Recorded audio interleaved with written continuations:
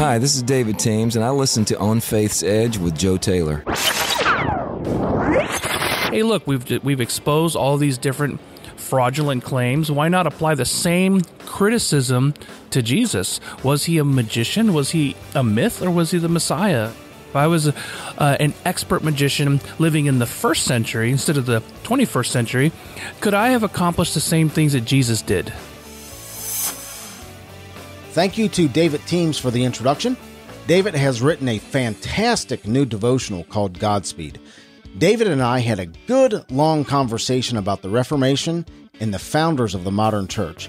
That'll be out in a couple weeks, and I'm telling you this, you do not want to miss it. Well, hello. Welcome to the 90th episode of On Faith's Edge. My name is Joe Taylor, recovering atheist and your servant in Jesus Christ. This is your place to hear conversations about God and living a life of faith in Jesus Christ. On today's show, we have master illusionists Robison and Adrian Van Vactor to discuss magic, illusions, and how they use both to speak about their faith. But first up, I want to introduce you to a talented new artist and her new Christmas album, Reta Watkins, That Christmas Feeling. I really like Reta's jazz big band sound, especially her unique rendition of Mary Did You Know, and we're going to hear a sample of her heart-touching Have Yourself a Merry Little Christmas, and we're going to talk about the equally heart-touching story behind her recording it. A couple weeks back, a friend of mine sent me a copy of Mary Did You Know, and it was prefaced with, You've never heard it like this before. And so I listened to Mary Did You Know off of That Christmas Feeling with Reta Watkins, and they were right. I had never heard Mary Did You Know quite like this. It's a fun version of Mary Did You Know, and very, very good. Reta Watkins, welcome to On Faith's Edge. Well, thank you, Joe. Merry Christmas to you. Thanks so much for having me today. Merry Christmas. So let's talk about That Christmas Feeling, and let's start off with Mary Did You Know. I've never heard Mary Did You Know quite like this. In fact, I just had Mark Lowry on the show last week. Kidding. No kidding. Yeah. Mark Lowry, of course. I'm not sure if he's heard it yet. Yeah, I'll send it to him. How about that? There you go. There you go. We were hoping that he's a comedian. We thought he's got to get a chuckle out of that. Yeah, it's a good song. He might get a chuckle out of it, but he's likely to say, "Wow, this is really good." Well, that would be great. That would be super. Tell us how did this version of Mary Did You Know come about? Well, I have to tell you, the brainchild behind this version of Mary Did You Know really came from Scott Williamson. We've been friends for 17 years and have worked together on previous projects. And he had this idea. He was sitting on this, I think, for quite a number of years, maybe 10 years. And it was always this, wow, I have this arrangement in my head, but I don't quite know if I can get away with it. Because this song, lyrically is so beautiful. It's such a favorite, both cross market, secular market, Christian market, and so many people have recorded it. And it really has this reverential awe kind of to it. And everyone has produced it that way, arranged it that way, performed it that way. So when he mentioned that to me when we were coming together and just chatting about selections for the record, and he just kind of threw that out at me, I was like, yes, because we both kind of like thinking outside of the box. And this is how it all came about. We said, let's go for it. And there may be some naysayers out there, but we really thought that people would fall in love. And I never imagined that it could have turned out so incredibly well. I couldn't have imagined. And what he did and what Jason did with the arrangement just blew our minds. This particular song off of That Christmas Feeling is getting some really good airplay, isn't it? It is. This is the first single that we've chosen to release, and it is getting some great feedback, which is thrilling. Did it concern you a little bit to do a jazz version of Mary Did You Know, more upbeat tempo? Were you concerned with how it would be received, or did you know this is perfect for this project? We knew that it was perfect for the project, hands down. We knew there might be a few people that were kind of questioning hearing this style. But again, because of our approach and where we were really trying to get the project out there to the world, we knew that it would be well received for the most part. And so we didn't worry about maybe the chosen few that weren't real interested in hearing. We've heard a tiny bit of that as well, but almost no one has had any negative feedback at all. Everyone's been thrilled to hear something so unique and original. Tell us about the project as a whole, that Christmas feeling. A lot of songs people know. What can new Reta Watkins fans expect from that Christmas feeling? I would say what fans could expect is just this feel of the quintessential classic Christmas feel. I grew up in the Northeast, these white Christmases, the old-fashioned feel of the snow and the old movies and Bing Crosby and Nat King Cole. That's how I grew up, and that is very special to me. And these are the types of songs that I grew up listening to in my home. My father was born in the throes of the big band era and a beautiful tenor. And so he really brought this love into our home growing up of this genre of music. So I wanted to translate that familiarity of the classic Christmas carols, but with a new twist, heavy big band jazz, lots of orchestration, and it was a go big or go home. This is what I want to listen to on my playlist at Christmas, and I really think at the end of the day, most people do. This is what they associate classic Christmas with. Alongside of that, because I'm essentially a new artist in the international market, we wanted to throw in a couple of originals just to separate the project and give it a little that much more uniqueness. And so I hope that I was able to infuse my love for jazz big band vocally, stylistically, as well as each song just having a little bit of a different feel and really being able to interpret the music and add in the classic carols along with some real heartfelt, sort of tear-jerking, evoking emotion that we were able to pull from Christmas in Heaven, which was very personal to me. That as well as Behold Emmanuel, which is just beautiful and glorifying the Lord and really just paying attention to what the season is really about. So bringing all that full circle, it was just trying to make it as unique as possible, but yet something that people could very much connect with, but something that would catch them a little bit by surprise. Talking about catching us by surprise and talking about emotional songs, let's talk about Have Yourself a Merry Little Christmas. Well, I'm going to speak for myself, and I know speak for Scott as well. This project was both inspired by and dedicated to my late father who passed away. This is 10 years. This record is being released on the 10 year of his passing. And that song really brought back to me as I sang it and delivered it and digested it, this beautiful feel of all the warmth, family, tradition, and sort of these memories that is what you're left with as an adult. And to be able to communicate that as I was singing this song, paired with the extraordinary arrangements, which are so indicative to Dave Williamson, who was Scott's dad. He arranged this, and this was the last song that he worked on prior to his passing. And he ended up passing away during this project before its completion as well. So this really became a very heartfelt dedication to both of our fathers.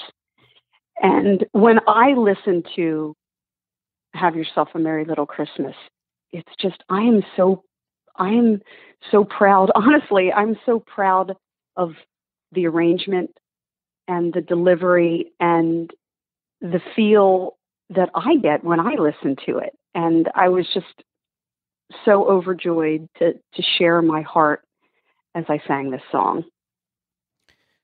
I feel like I'm listening. I'm sitting in your heart, Rita, listening to this song. I cannot even begin to tell you how much, like, seriously, that gave me chills. I don't, I'm sappy. I am sappy. I can't help it. I love Christmas. Yeah. That is probably the greatest compliment that I could get from anyone. Yeah. Joe, thank you. Thank you for that. That is what I hoped. That is what I hoped to deliver. It's a good song. Thank you. It's a good song. I loved singing it. It might be my favorite on the album, honestly, just because of what that means. I felt like everything that was in my heart in this project came out in that song. Let's play a little bit of Have Yourself a Merry Little Christmas. Christmas future is far away. Christmas past is past. Christmas present is here today, bringing joy that will last.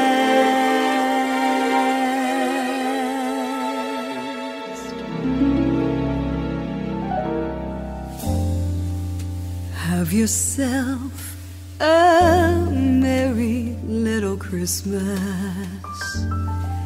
Let your heart be light. From now on, her troubles will be out of sight.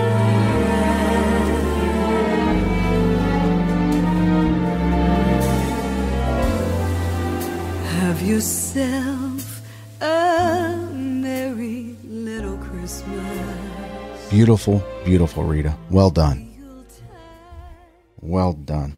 Well done. Rita, tell us about your relationship with your dad. I know that Have Yourself a Merry Little Christmas was an important song to your dad, and this song is important to you because of that. Tell us about your relationship with your dad and how that brought you to where you are today. Wow. Well, I was my dad's only daughter, and my parents had 5 sons before I was born. All of us were very, very close, but there is, of course, something very special about being your father's only daughter. He was just full of love, so compassionate, and we called him Papa Pun. He was absolutely hilarious. He could come up with a joke on a whim, but he was also just really one of those people that when you met him, anyone that met him, just even one time, was immediately touched by the love and just the overwhelming acceptance that flowed through him. When I think of him, I think of my dad as Jesus with skin on. Mm. He had a beautiful little pet name for me when I was a little girl, and he would call me his icing on the cake. Now, when I was little, you get I would chuckle and I'm like, Daddy! It would embarrass me a bit then, but how special it is to me now. He loved so well. And the memories and the tradition and the warmth, and when I think of Christmas, when I think of Have Yourself a Merry Little Christmas, it encompasses this fullness of, first of all, God's divinity invading our humanity. And along with that, God created us to be relationship people. That's why he created us. That's why he came. So when you take all the beautiful spiritual aspect of everything that the foundation of our faith is based on, which is the story of Christmas, and you wrap all the beautiful relationships and warmth that God intended into the season, you are filled with such a fullness of family, warmth, tradition, relationship. And when you take that as a child, even though I don't have tons of video or pictures like everyone does now, what are you left with when you're older and you're raising your own family? What you're left with is what is in your heart. And when I think about Have Yourself a Merry Little Christmas, all of those things just flow out because it's revelatory. And so being able to take all of that, wrap that into this song, and deliver it using the gift that God has given you, it's a gift. It's a gift to honoring my dad. It's a gift to God. It's a gift to my family. And it's now, hopefully, a gift to the world. What would Papa Pun say to his icing on the cake about this project?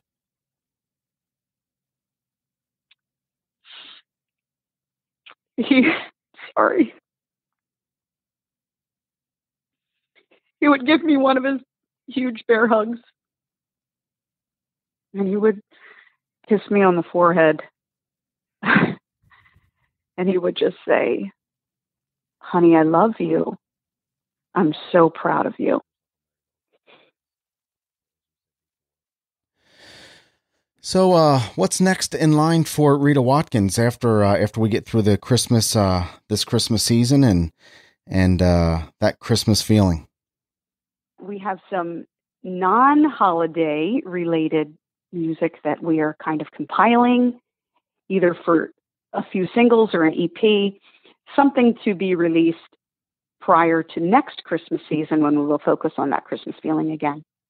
So things are in the works. This is definitely not a one and done project. I very much look forward to continuing to work with my crew and Scott and Jason. Their wheelhouse in love is also jazz and big band. So it's been such a beautifully seamless fit for us to work together. And Scott is amazing. He just knows how to bring out the best in a vocalist, and his skill in drumming and producing is amazing. And Jason is just a musical genius, second to none, absolutely spectacular. So I couldn't be working with better people all around. I'm so grateful to God for relationships. Well, they've done a good job on this project, and you've done a fantastic job on this project. You're going to hear the standards, the traditional standards. It's the most wonderful time of the year. Sleigh ride, of course, Mary, Did You Know? Have Yourself a Merry Little Christmas. Wonderful Christmas time. And and my personal favorite Christmas song of all time is the Christmas song. But wow, good job on this project, Reta. It's going to be, Thank you, I'm Joe. sure it's going to be a classic here in the Taylor household. And I will put a link to how our listeners can get in touch with you over at onfaithsedge.com. And of course, this will be available at all the places that you can buy music. I'll put the Amazon link over at onfaithsedge.com. So thank you for coming on the show, Reta. Thank you again, Joe, for having me. It was an honor to be with you today, and thanks for giving me the opportunity to share my heart. Merry Christmas to you. God bless. God bless you, Joe. A merry little Christmas now.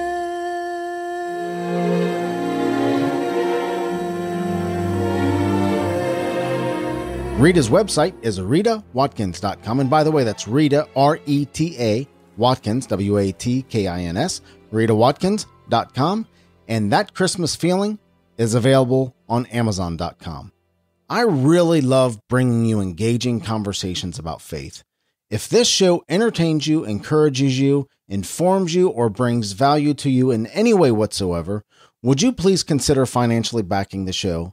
The best way you can do that right now is to use any Amazon link at onfaithsedge.com. We'll get a modest commission from the purchase, and it doesn't cost you a penny more. Coming up are master illusionists Rod Robison and award-winning magician Adrian Van Vactor. They just released Unmasking the Masquerade.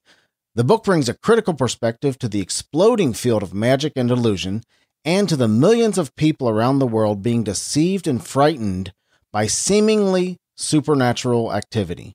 We'll talk about the fraudulent claims of some miracle workers, how Christians should challenge their own assumptions of what is supernatural, the negative feedback they receive from some Christians for being illusionists. We'll ask why is there an increased interest in the supernatural and how they use magic and illusion to preach the gospel in some of the most superstitious cultures. We'll even ask, was Jesus nothing more than a masterful illusionist of his time, and are his miracles duplicatable? I have a fondness in my heart for what you guys do as illusionists. Really? I've always just been fascinated. I just don't have the manual dexterity and the ability to misdirect. I tried it as a kid and I just couldn't make it, so I relegated myself to watching some of the experts on. That's probably best that way. Yeah, no doubt. I'm not going to be your competition. Let's just put it that way. You have written a book, Unmasking the Masquerade. Well, the message of the book, in fact, the subtitle is Three Illusionists Investigate Deception, Fear, and the Supernatural. That's literally the three sections of the book. First section is about the first half of the book. I wrote that, and it's about deception. In fact, the history of deception, specifically people who have used anything from magic tricks to psychological manipulation to deceive people, and stories about people who have been deceived. So it's a very narrative first half of the book. Second half is about fear, and that's really more of a study of the scriptures and what it says about fear as it relates to deception, because deception and fear can be a vicious cycle. Typically, when you are fearful about something in your life, you open yourself wide open to deception. The more deception you go into, quite often the more fearful you can become, and it becomes a cycle. So we talk about deception. We talk about, in the second section, we talk about the limits and extent of Satan's powers. Do we need to be afraid of Satan? And as a resounding no, we do not. It's a very liberating book that really contrasts deceit with the truth. The last section, supernatural, Adrian wrote, and we felt like we really needed something to finish the book saying, okay, we've talked about the fakery, we've talked about the deceit, now let's talk about the real thing, and can we trust the scriptures? Can we trust who Jesus Christ said he was? And Adrian, I'll let you address that one because he did a masterful job of wrapping up the book. You know, in our field experience as illusionists, we see a lot of fraudulent claims, people even claiming to be God. I remember running across this individual in India who claimed to be all the gods of all the religions, including the reincarnate Jesus Christ.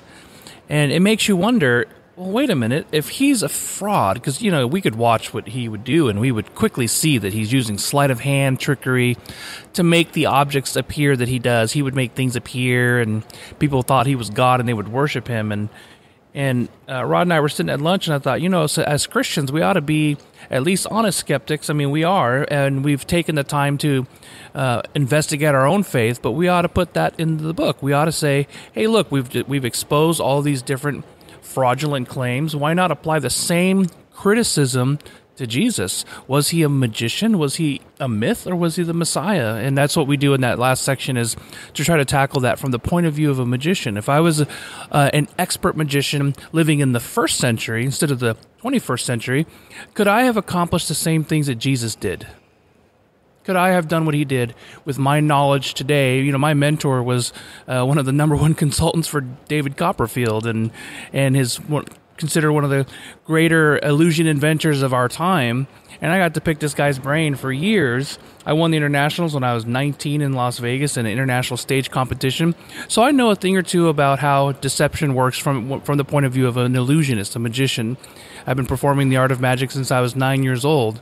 And I thought, well, surely I could have really fooled people if I, right now, transported myself to the 1st century.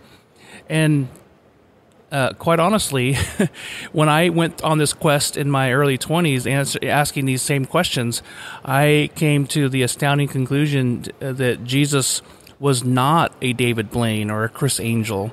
He wasn't a myth, that we have good reasons for trusting the eyewitness accounts as recorded in the Gospels and the New Testament. And with all that evidence, I came to the conclusion Jesus has to be the Messiah, just as he claimed to be. there's a difference between a stage magician that obviously is performing magic, and those individuals who present themselves as having some kind of supernatural powers. Mm-hmm. In fact, I was talking with some friends of mine a few years back, and who felt that David Blaine and Chris Angel both were possessed. And I'm like, no, they're not. They're magicians. I'm glad to hear you say that, Joe, because I was just about to challenge you. Yeah.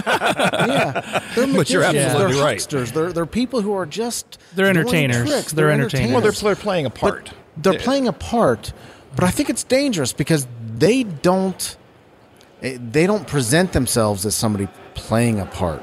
Right. They present themselves, and maybe I'm wrong here. So, well, they don't. They really don't. In case they don't. Yeah, case, they don't Chris, really, David, if you're out in the audience, I apologize, but you present yourselves as they present themselves as having supernatural powers. At least that's the way I see it. And maybe it is the showmanship, and maybe it is. It's because they're very good at playing the part that people make that assumption.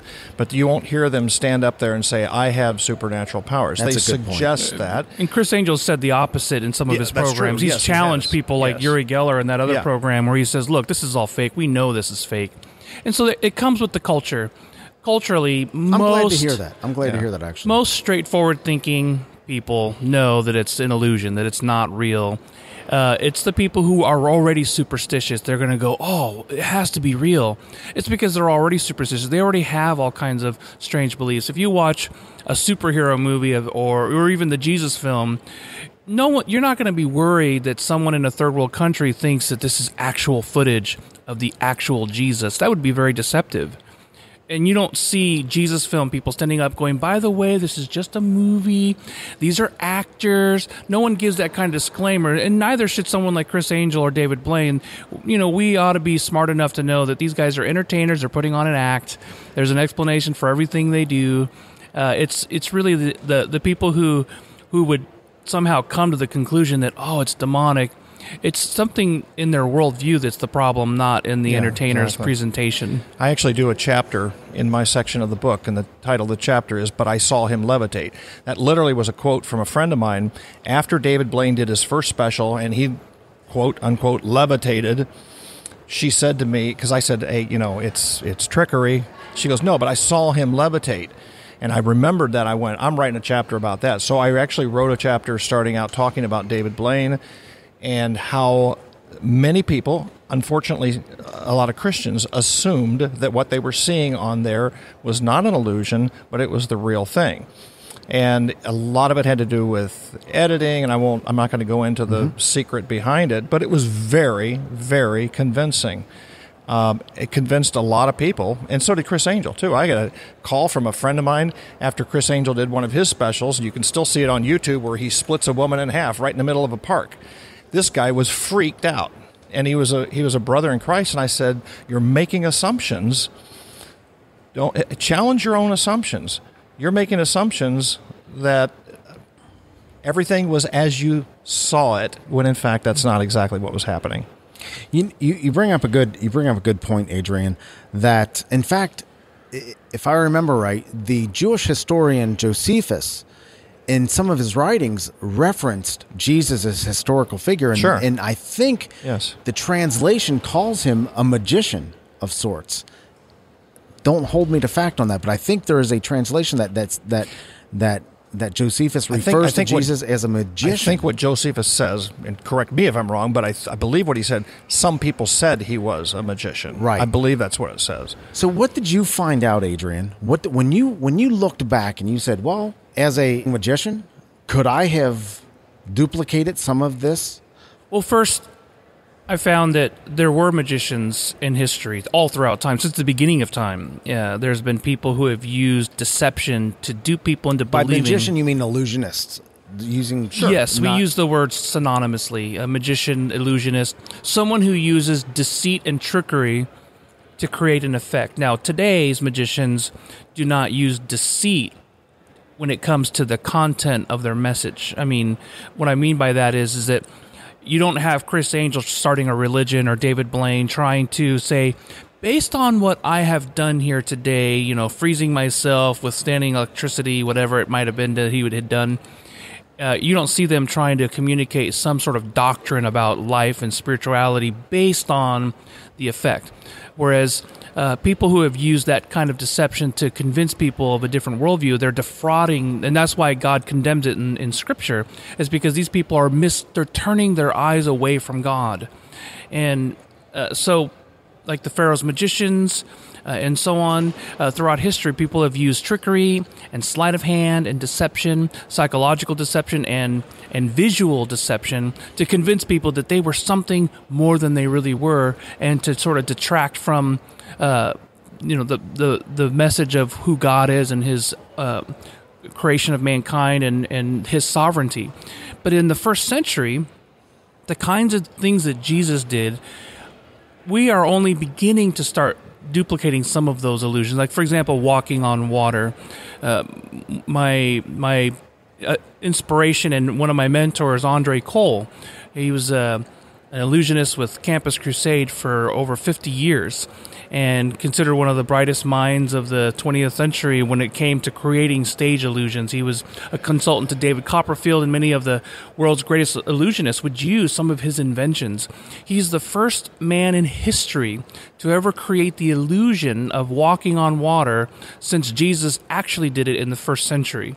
No magician in history has ever successfully created that illusion. He did it in a lake in Arizona, and the Discovery Channel filmed it and put it in one of their television specials on the miracles of Jesus. Another Christian illusionist moderated and hosted the program, and it was to create a contrast, saying, look, it's taken 2,000 years for our technology to reach a point where we have come up with a clever way to visually create the illusion of walking on water.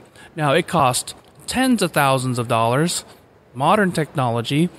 Transport yourself to the first century where you didn't have that kind of technology. Could it have been done?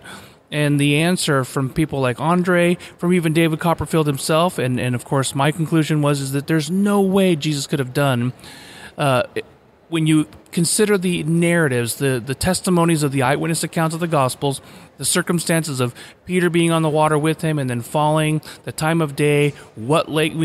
I've been to that sea, and I swam in it, and I thought, how could I have done it if I lived in the first century? And I couldn't figure out a way, with all our modern understanding of how illusions are done, without that technology in the first century, it could not have been done. And that goes true with many of the miracles that Jesus performed, which I go into great detail in the book, one by one, of how could he have done it as an illusionist versus it was a straight-up miracle. So you are both believers in Jesus Christ? Sure, yes. Obviously, you have been well received by much of the Christian community for the work that you're doing, but you must have some kind of negative feedback from parts of the Christian community for being illusionists. Yeah, there's actually, I think there's some guy online that did a blog or an article. There's a whole webpage where he devoted went to after me. And a Christian guy. That's fantastic. And he's telling I want a whole everybody, website devoted to me that I didn't make myself. Yeah, and he's just blasting away at Adrian for having I've made dabbling in the powers of darkness. Yeah, they've accused people like myself of having made a deal with the devil that helps us accomplish our illusions, but we hide that deal so that we don't want people to know, and so we pretend that we're doing just tricks. We pretend that it's all a natural explanation, but in reality, there's something else going on. And even though we supposedly present the gospel, even though they've never listened to our gospel presentations, we're not really communicating the gospel, because how could we? We're doing magic. We had we both do an illusion of a floating table. Adrian's going to perform it this evening, in fact. And when I've done it before, I've only had a couple of times in churches where somebody just freaked out. And I'm sure there were others, they just didn't tell me that they were freaking out. But it's an amazing illusion. I had a lady come up to me just before I went on at the church, and she said, I was here the last time you were at the church, and you made a table float. Are you going to do that tonight? I said, yes, as a matter of fact, I am. She goes, I just don't think that belongs in the church. You had to have been in league with the devil on that. I said, listen, I'm going to tell you something. I could tell you in 30 seconds how that is done. and you would slap yourself on the forehead and you'd say, oh my goodness, is that all there is to it? Is that it? It's a relatively simple illusion mechanically, but there's a lot of acting that goes into it, and there's a lot of misdirection and other things to enhance it to make it look like a table is floating. It is, but there's a secret behind it, and it ain't Satan. What's sad about that, too, is that it's very presumptuous to think that the enemy has these kinds of abilities. It's not the central focus of our book. I mean, we do touch on it, of the limits of Satan. I mean, that's not what the book is about primarily, but, where have we gotten these ideas? And I think it comes from Hollywood, the idea that Satan could empower someone to move things with their mind, and it's just it's not something that you see really taught in Scripture. There's no really any examples of Satan performing miracles or doing things that would defy the laws of physics. These are typically deceptions if you look carefully at each of these texts in Scripture where people get these notions, and then Hollywood fills in the blanks. They make it sound like Satan is just a sort of a god with a little g that has a lot of power, but not quite the same as God, but almost. I mean, he can make people sick, he can control the weather, he can move things, he can predict the future, he can make and create life, and it's pretty much not biblical theology. There's a section in the book where I talk about an investigation that I did at a spiritualist medium or psychic medium community that's in Indiana. It's called Chesterfield. There's another one in New York called Lilydale. I did investigations at each one of those. And at Chesterfield, I saw and I put this in quotes, air quotes, pastor of a church there. It was a spiritualist church. And he did a trick that I had seen a magician perform on stage for entertainment purposes the night before.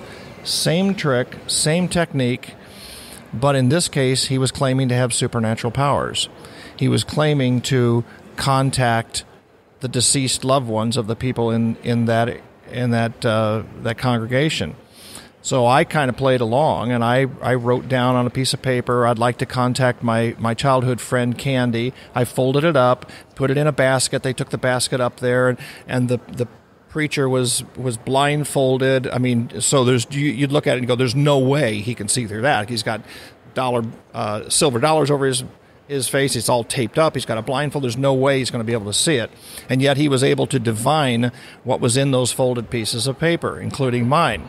So he said, there's somebody here who's trying to contact a childhood friend named Candy. And I said, yeah, that's me. And he went on to spit back to me what I had already written down on that piece of paper, as if he was getting that information from Candy. What I didn't reveal was Candy was my dog when I was a kid. And by the way, Candy was nowhere near that articulate when she was here on Earth. But the point was he was bringing other people to tears using a magic trick, using deception, that if I hadn't been a trained magician, I would have freaked out. I would have gone, that's supernatural. That's paranormal. There's something. He's in league with the devil. Well, he was in league with the devil because he was lying. He was just deceiving people. But the trick itself was a pure, simple magic trick that I could explain in 30 seconds.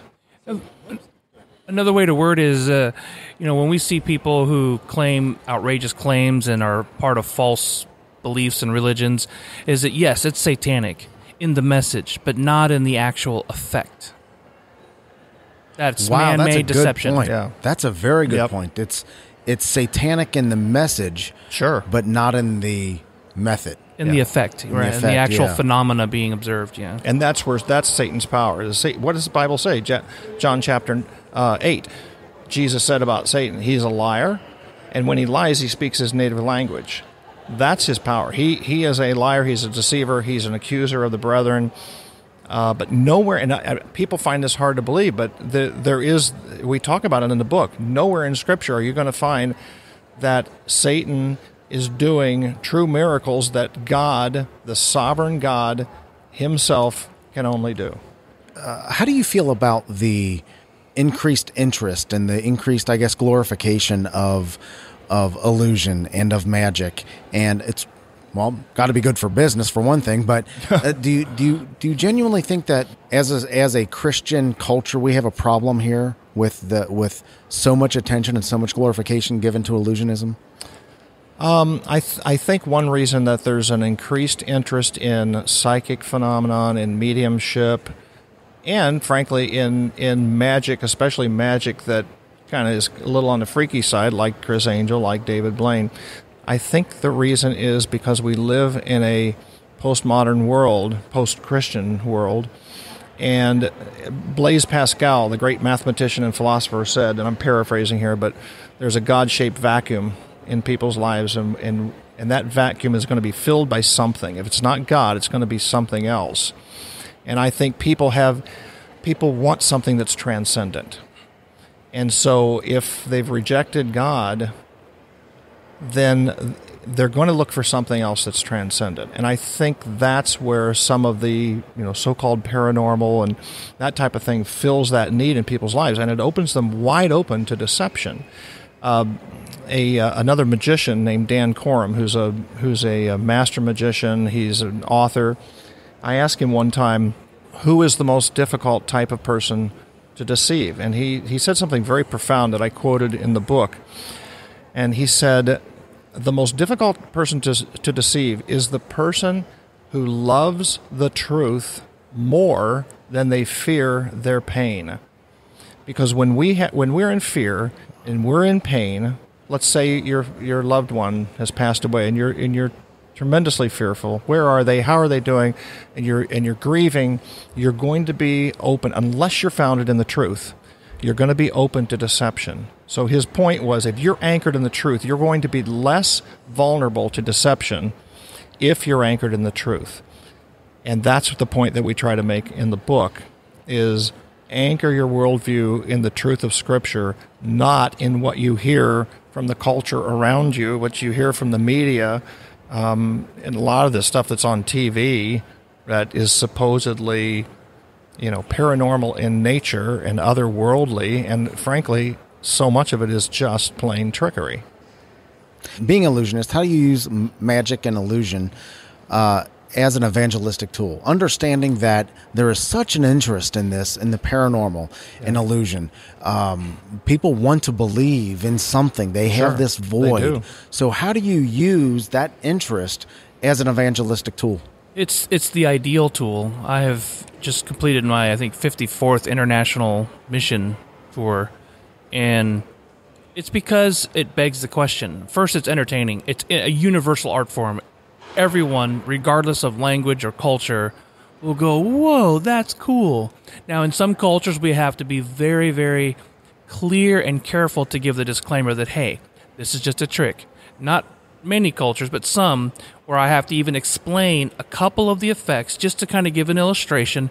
This is how magicians do what they do. And the light bulbs go off, and people automatically go, whoa, I've been living in fear my whole life because of the witch doctors down the street and my ancestral spirits and all the curses that I'm afraid of. I've had high school and college students come up to me literally in tears. I've been afraid my whole life, and now I don't have to be afraid anymore. It's amazing how much fear people live in when they live in these superstitious cultures where these charlatans, these deceivers, are using the cultural perception of who they are to wield power over other people. And so when I tell my students, whenever I'm on tour, I say, now, if someone is lying to you and you believe the lie, do they have power over you? And the students would obviously say yes. And I said, but if you know the truth and you're no longer deceived, does that person have power over you? And they say no. Now, if someone has no power over you, is there any reason to fear them? And I get them all to say no, there's no reason to fear. And so then why are you afraid? If it's all a lie, if it's all fake, if it's all deception, stop being afraid. And then, of course, in that moment, I say, now, why do people believe in the supernatural? What is it in us that causes us to seek the supernatural? And I go on to share my testimony of how I came to that same place in life where I wanted to know that there was more than what we see, hear, taste, touch, and smell, that there was more to life than our physical existence, that there was something that brought genuine meaning and purpose in life. And of course, only eternity and God can bring those kinds of things, genuine meaning and purpose. If like Nietzsche said, if man's end is nothing, he is nothing. And so people want to know that there is an afterlife, and so they'll seek after whatever is available to them. And so it's the perfect platform to first draw a crowd, have some fun, build a relationship with the audience. That's another thing that, I've shared the gospel in places that no one would ever dare try to.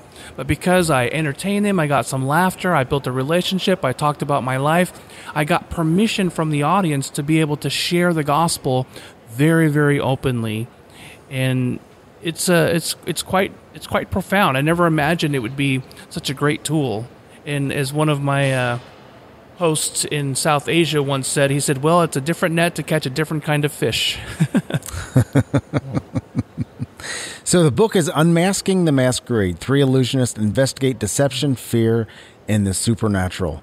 What an interesting way to bring the gospel to the culture, man. Yeah, it's a very different approach. We like to think of it as a very liberating book because it essentially says, watch out for deception. You can be discerning. You don't have to fear. 2 Timothy 1:7, God's not given us the spirit of fear, but of what? Power, love, and a sound mind. So you don't have to fear. Why not? Well, because you can put your trust in the sovereign God, the one who is the real thing, who loves you. And it's a very liberating message throughout the entire book. And it's not an overtly religious book. It's a great pre-evangelistic tool. It's really, in many ways, a very secular, especially the first half. It's just telling stories about deception and how charlatans throughout time and in modern times have used deceptive practices to mislead people. And, of course, the third section, when it talks about the historical Jesus, it's all about the historicity of the New Testament and whether Jesus could have been a magician. So it's not preachy. It's a really good pre-evangelistic tool. Many of our listeners, about 35% of our audience, are non-believers.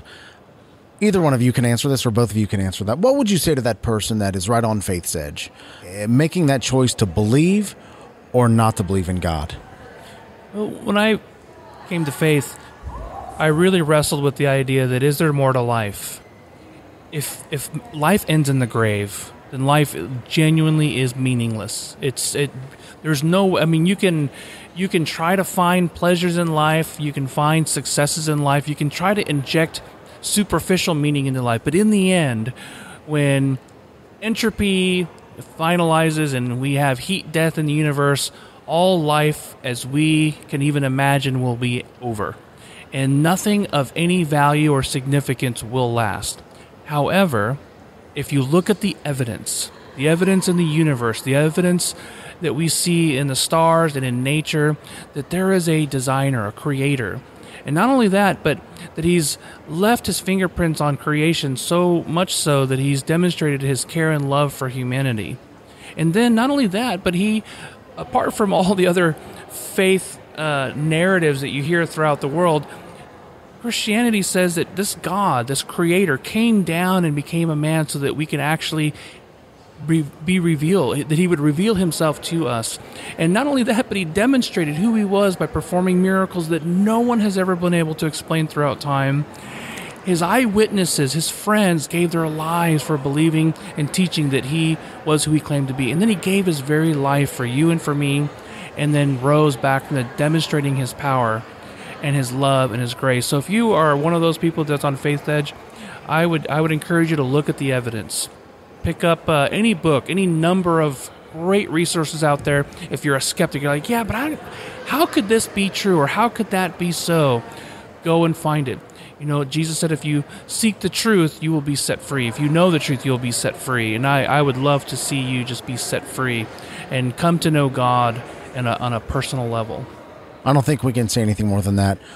Rod Robinson, Adrian Van Vactor. The book is Unmasking the Masquerade. 3 Illusionists investigate deception, fear, and the supernatural. One of the most interesting perspectives on faith and evangelism and bringing the truth to our culture that I've seen in a long time.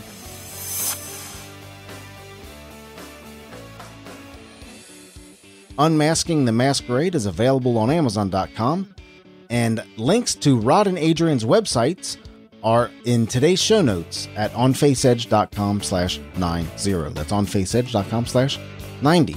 And if you'll be kind enough to use the Amazon link in today's show notes, it won't cost you a penny more to pick up their book, Unmasking the Masquerade. We're going to get a little bit of a commission, but again, it doesn't cost you a penny more one way or the other. All links from today's show notes, of course, are on faithsedge.com/90. That's on faithsedge.com/90. Well, that'll wrap up today's show. Thank you to Rod Robison and Adrian Van Vactor and the very talented Reta Watkins for being with us. And thank you for listening. You mean a lot to me, and you mean a lot to the show. Remember, God is real, He loves you, and so do I. God bless. Thank you for listening to On Faith's Edge. You can subscribe to the show via iTunes, Stitcher Internet Radio, or your favorite podcast app on Android, Apple, or Windows devices. To reach out to Joe or leave comments about the show, visit onfaithsedge.com. You're important to us, and we would love to hear from you.